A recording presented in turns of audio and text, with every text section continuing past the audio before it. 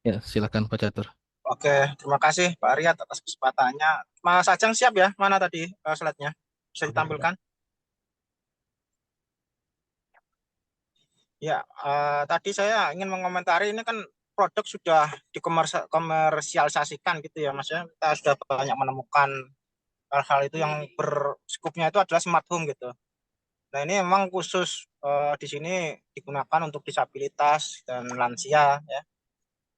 Untuk pengaplikasiannya sendiri itu modelnya bagaimana sih Mas?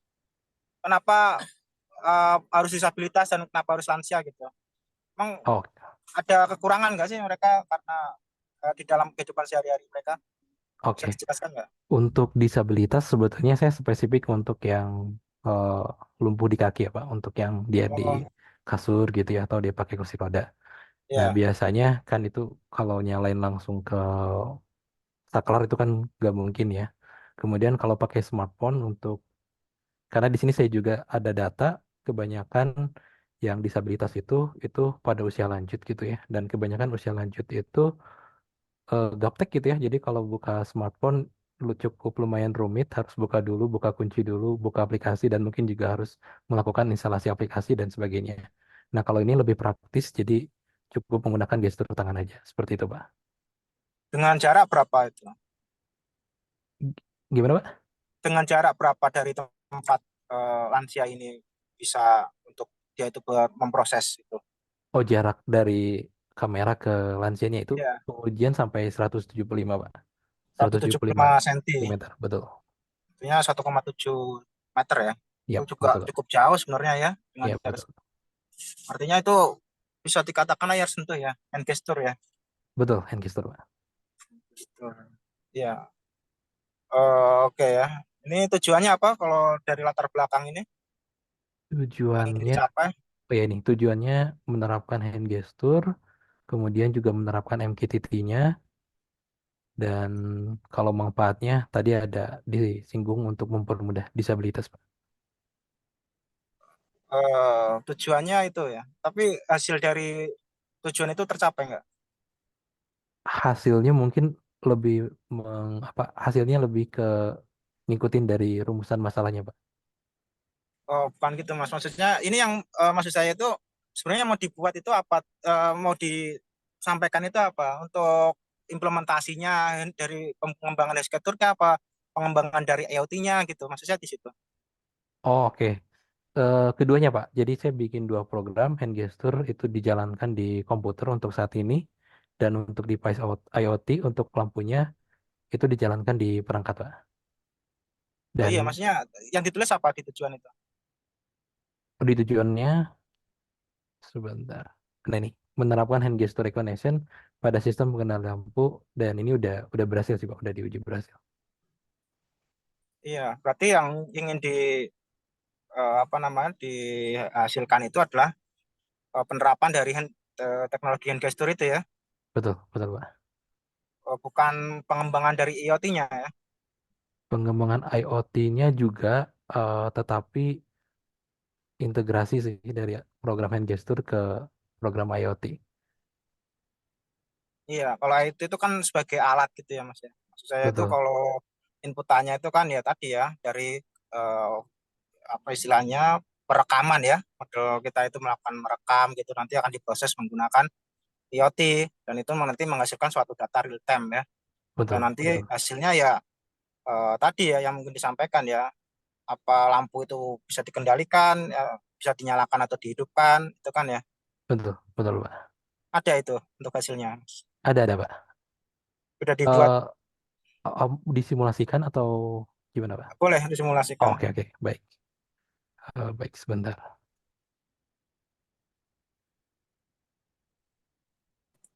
Ini untuk program, sebentar, untuk yang alatnya. Untuk OpenCV-nya ada frame-nya nggak, Mas? Ada apa, Pak? Ada frame nggak? Berupa frame gitu. Berapa pixel kali berapa pixel gitu. Oh, ada 640 sampai 480, Pak, yang digunakan Itu untuk preprocessing-nya. untuk ke input dari webcamnya, Pak.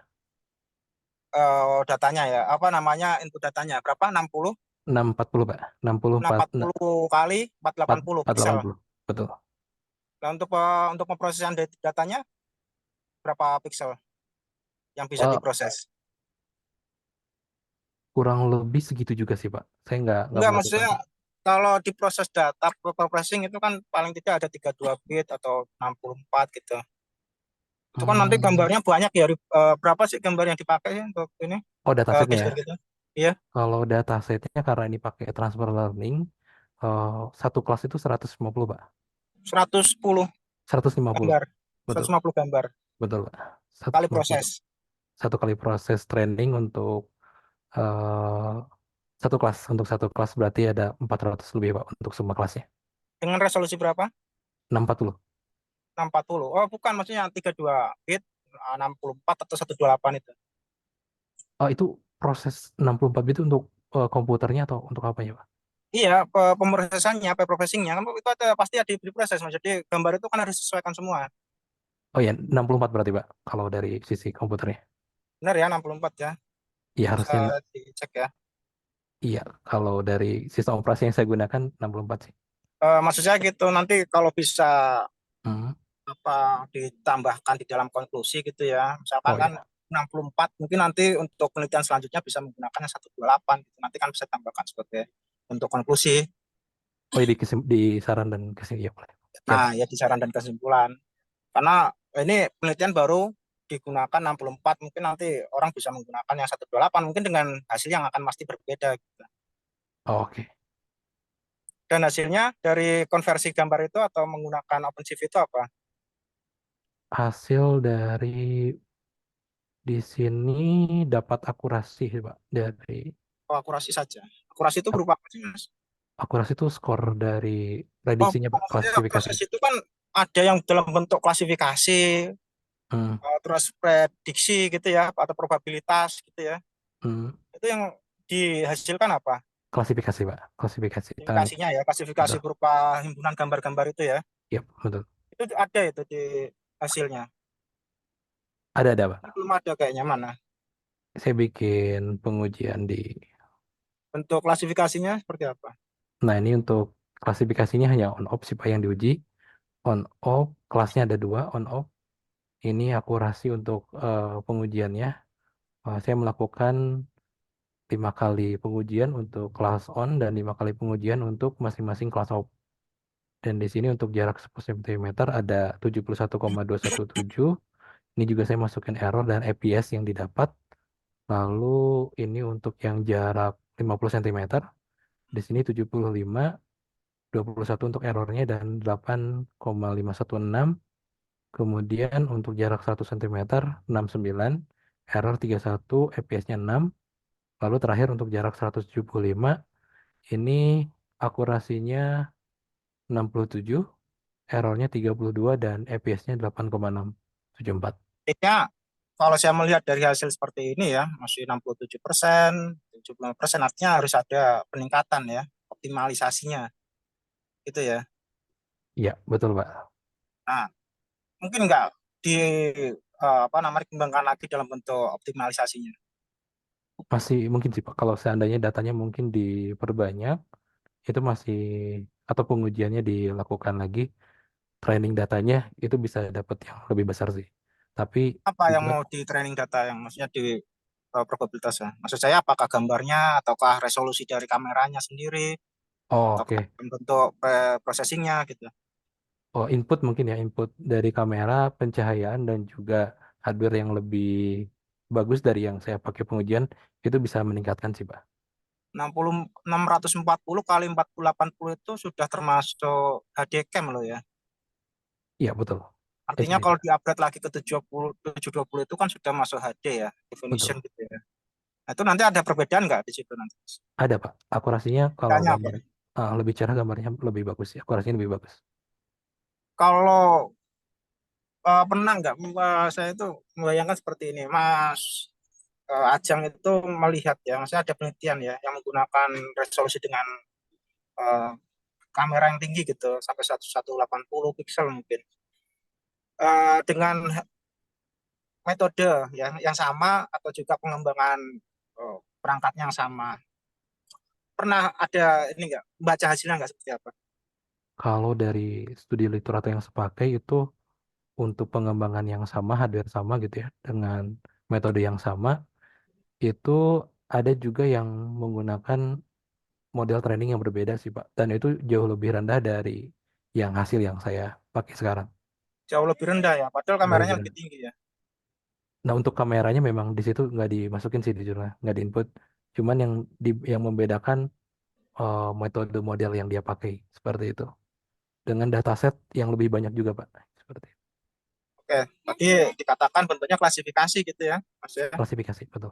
Iya, jadi artinya dalam satu dataset itu hampir rata, hampir semuanya sama gitu ya untuk hasil gambarnya.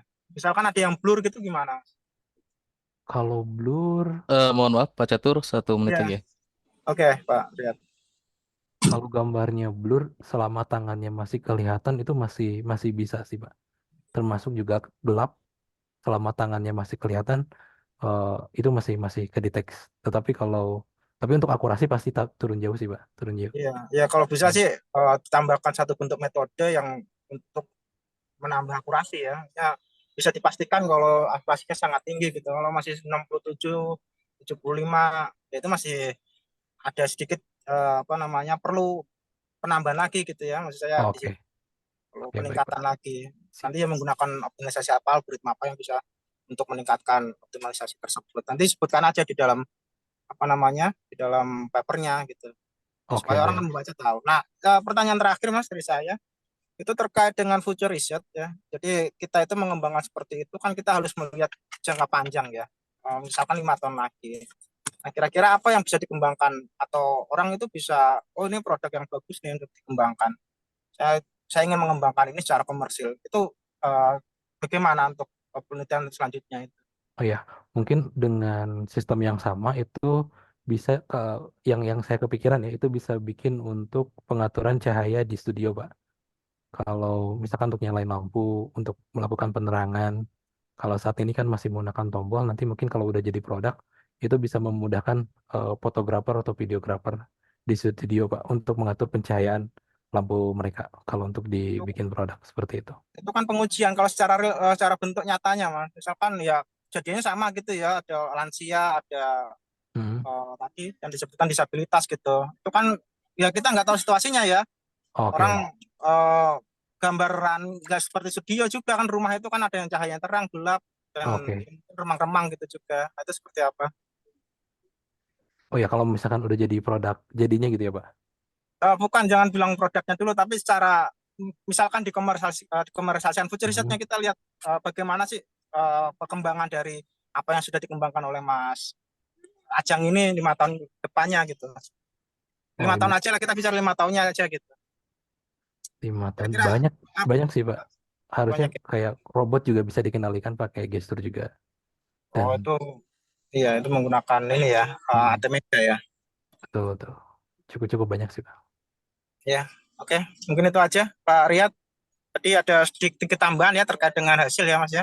Siapa? Sudah saya catat, Buat Pak. menyatat ya apa yang saya sampaikan tadi. Mungkin kalau enggak nanti bisa dilihat di rekamannya. Jadi Siap. tunjukkan aja hasilnya sama tujuan tadi itu harus paling tidak hampir sama ya. Oke. Itu aja Pak Riyad. Terima Oke, kasih. terima kasih, Pak Catur. Ya, Oke, Mas Ajeng, terima kasih banyak atas presentasinya. Satu lagi masukan dari saya atau untuk catatan revisinya. Oke, Daftar pustakanya ditambah ya, literasinya, baik, referensinya siap, kayaknya Pak. sedikit banget gitu. Siap. Oke, Pak Catur dipersilakan untuk bisa mengisi penilaian di BAP sidang iya. dan Pak Ucuk, Ya, halo Pak siap. Ucuk, Pak Ucuk, permisi.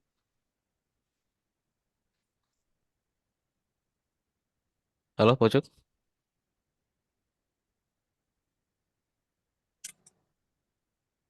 sebentar, saya telepon Pak Ucuk nih untuk penilaian.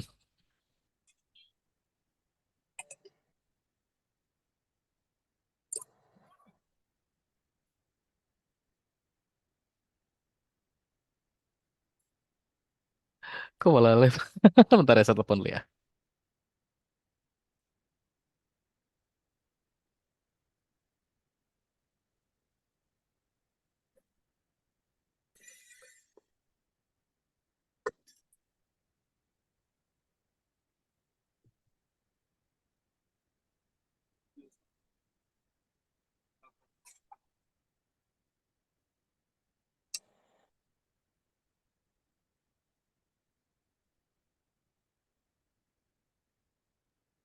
Pak Catur udah melakukan penilaian? Iya, Pak. Saya coba ini, Pak. Masukin nilai, Pak. Tapi belum bisa, Pak. Saya Oh, pakai HP. Bisa oh, minta tolong, Pak. japri aja ke saya Oh atau iya, di baik. grup. Iya, Nanti saya masukkan. bentar. Saya capri dulu ya, Pak ya. Oke.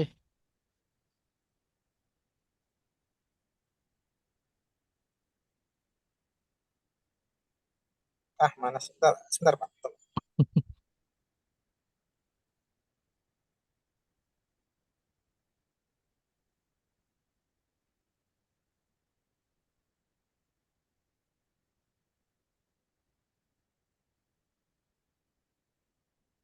Sudah, Pak. Minta tolong, Pak, di grup, Pak.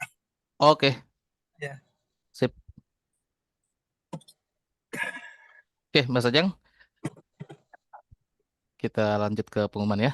Oke, pada hari Sabtu ini, tanggal 6 April 2024, pukul 10 sampai dengan saat ini, menjelang pukul 11 pagi, sudah dilaksanakan sidang tugas akhir atas nama peserta Ajang Rahmat, NIM 200401010010, Prodi PJJ Informatika.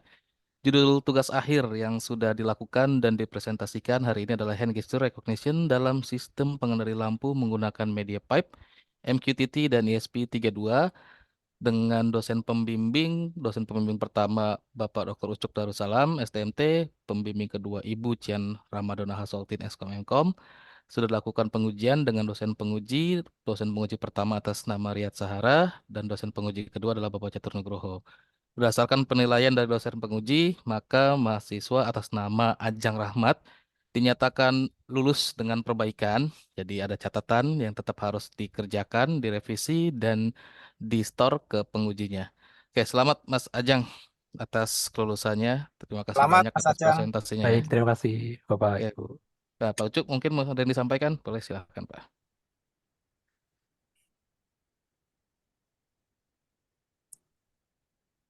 Oke, nah ya, di segera diperbaiki catatan dari penguji tadi ya, Acang ya.